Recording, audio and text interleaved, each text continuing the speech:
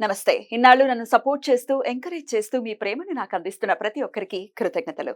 అలాగే ఈ వీడియో కూడా ఖచ్చితంగా మీకు ఉపయోగపడుతుంది. లైక్, షేర్ అండ్ సబ్స్క్రైబ్ చేసి మీ సపోర్ట్‌ని నాకు అందించండి. అలాగే ఈ వీడియో పట్ల మీకున్న అభిప్రాయాన్ని కామెంట్ సెక్షన్‌లో కామెంట్ చేసి తెలియజేయండి.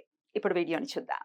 నమస్తే. Welcome to our channel. నేను పద్మిని. ప్రస్తుతంతో పాటు ప్రముఖ ఆధ్యాత్మికవేత్త, వాస్తు జ్యోతిష పండితులు, లలిత ఉపాసకులు, వాస్తు జ్యోతిష శిక్షణా నిపుణులు బ్రహ్మశ్రీ నానాజీ పట్నాయక్ గారు మనతో పాటు ఉన్నారు. మాట్లాడతాం. సార్ నమస్తే సార్. శ్రీమాత్రే నమః. సార్ 6వ తారీఖు నుంచి వారాహి నవరాత్రులు, గుప్త నవరాత్రులుగా పిలువబడేటటువంటి నవరాత్రులు మొదలు కాబోతున్నాయి.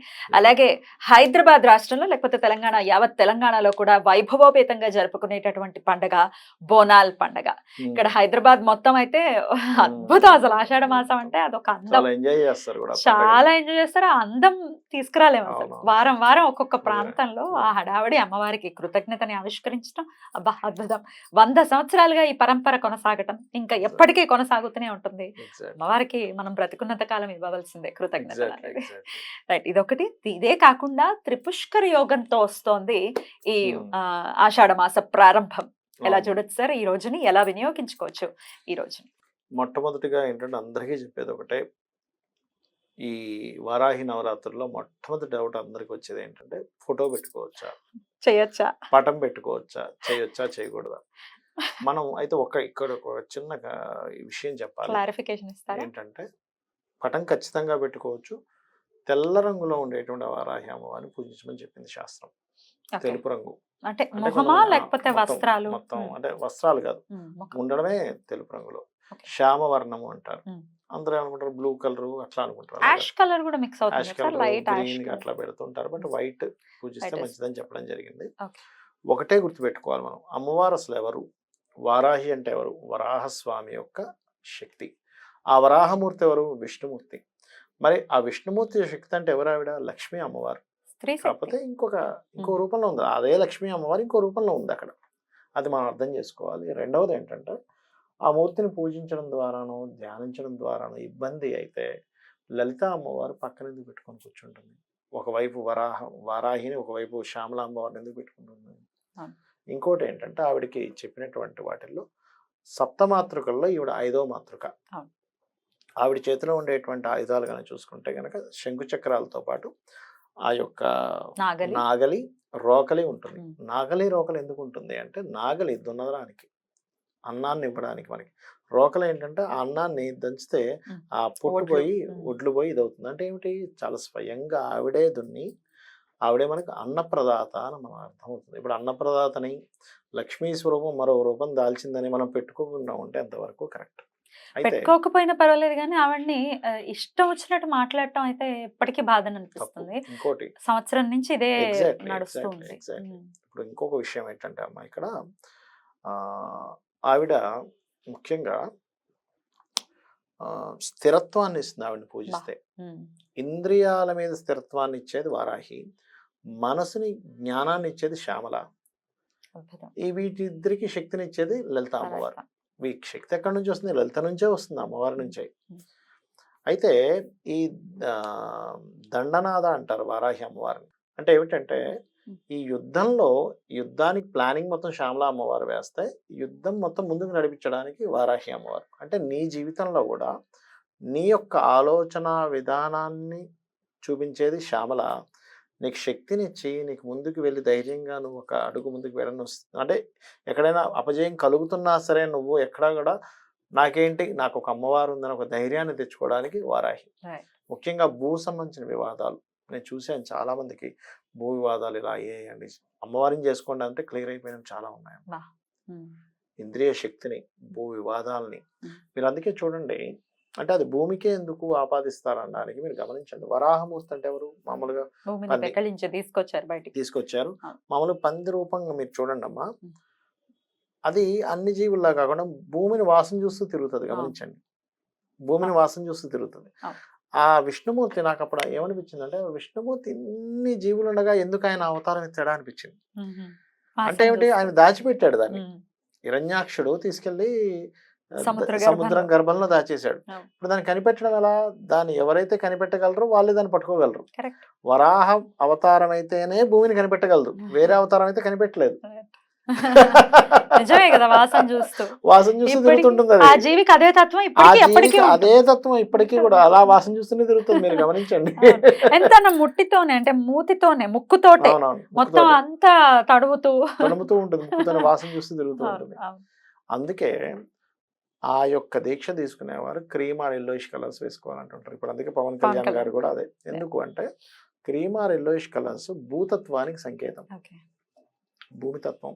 అందుకే ఇంట్లో కూడా మీరు నైరుతి గదిలో క్రీమ్ ఆర్ ఎల్లోయిష్ కలర్స్ వేయండి, ఉత్తరంలో వేయొద్దు అంటారు. ఎందుకంటే భూతత్వం అంటే బరువు వచ్చినట్టు అవుద్దని.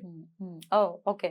ఉత్తరంలో వేయకండి, ఉత్తరంలో వైట్ కలర్ మనం వాస్తులో కూడా చెప్పాం, చెప్తాం. ఉత్తరంలో వైటే ఉండాలి అని. అట్లా అన్నమాట. రైట్.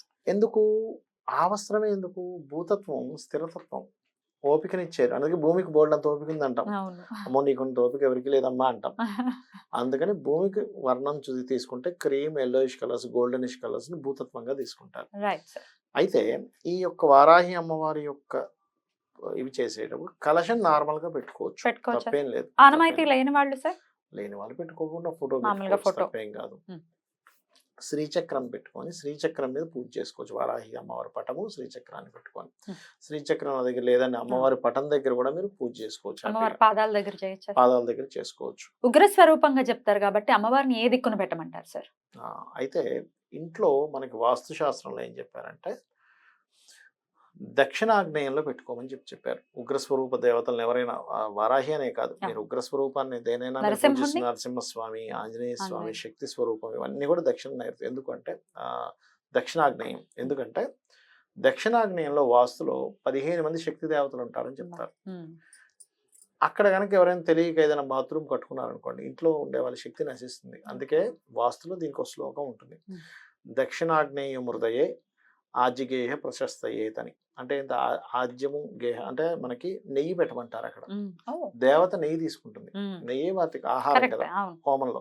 అందుకని నెయ్యి బాటిల్ అక్కడ ఒకటి పెట్టండి అంటూ ఉంటారు. అంటే అక్కడ ఆ శక్తి దేవతలకు ఆహారంగా ఇచ్చినట్టు అవుతుంది. ఒకటి మీ ఇంట్లో ఉండే వాళ్ళకి కూడా శక్తిహీనులుగా ఉండేటువంటి వారికి శక్తి వస్తుంది అని. అద్భుతం. అయితే ఈ నవరాత్రులు ప్రధానంగా ఉదయం నిద్ర 4 o'clock నిద్ర లేవాలమ్మా. నిద్రలేసి చక్కగా స్త్రీలైతే కంఠస్నానము, పురుషులైతే శిరస్నానం చేయాలి. చేసి వారాహి అమ్మవారికి చక్కగా అలంకరణ చేసుకొని వారాహి అమ్మవారి అష్టోత్తరాలు చదువుకొని పూజ చేసుకోవచ్చు. బీజాక్షరం ఉందండి, మేము గురువుల ద్వారా తీసుకున్నాము, మేము చేస్తాము అంటే గురువుల ద్వారా పొందిన వాళ్ళు పొందొచ్చు. అయితే ఇక్కడ నేను మీకు ఒక విషయం చెప్పాలి. ఇప్పుడు కొంతమంది వీడియోలు వీళ్ళు చేయకూడదు, మీరు ఎందుకు చేస్తున్నారని పెడుతుంటారు. వాళ్ళ మీద మనం అయ్యో వీళ్ళు చేయకూడదని వీడియోలు చేస్తున్నారంటే అనుకోవడం కంటే కూడా దీనిలో ఉండే మర్మం మనం తెలుసుకోవాలి. ఒకటి దీన్ని గుప్త నవరాత్రులు అంటారు. గుప్త నవరాత్రులు అంటే మీరు బహిర్గతం చేయకూడదు, మీరు చేసే పూజ బయటకు తెలియకూడదు, బయటకు హడావిళ్ళు చేయకుండా ప్రశాంతంగా అది దాని అర్థం చేయాలి. ఒకటి. రెండవది ఏమిటంటే అమ్మ, ఇది ఇక్కడ ఈ శక్తి దేవత సంబంధించినటువంటివి చేసిన వారికి ఆ దేవత ఎలా అనుగ్రహిస్తుంది అంటే, మిమ్మల్ని మీ మీద ఎవరైనా సరే శత్రువులు వస్తున్నారు, మీ ప్రమేయం లేకుండా ఆ శత్రువు నాశనం చేస్తుంది.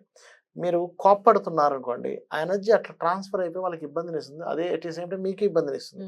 అంటే మీకు ధర్మబద్ధంగా మీరు కోప్పడకుండా ఇంకో రూపంలో కోపాన్ని చూపించి ఈ దేవత వెళ్ళి అక్కడ ఏదైనా సరే చూపించినప్పుడు ఇది వీళ్ళకి నష్టం, వాళ్ళకి నష్టం. కాబట్టి పాతకాలంలో ఒక మంత్రం ఇచ్చేటప్పుడు సంవత్సరం నుంచి 5 సంవత్సరాల పాటు అబ్జర్వేషన్లో పెట్టుకుని అప్పుడు కానీ మంత్రం ఇచ్చేవారు కదా ఇలాంటివి.